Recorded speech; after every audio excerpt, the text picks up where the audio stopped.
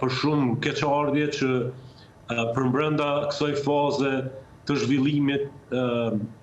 pas dështimeve të njëpasnjëshme mbi 57 herë të konstituimit të Kuvendit të Republikës Kosovës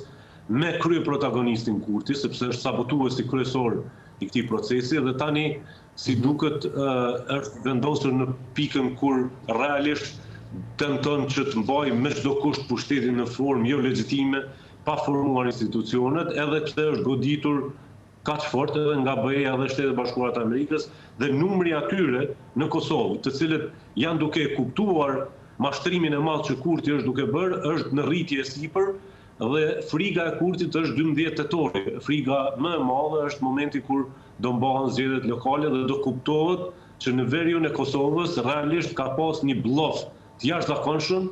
dhe Serbia ka plotësisht nën kontroll strukturat e partive politike serbe të cilat do e marrin pushtetin atje.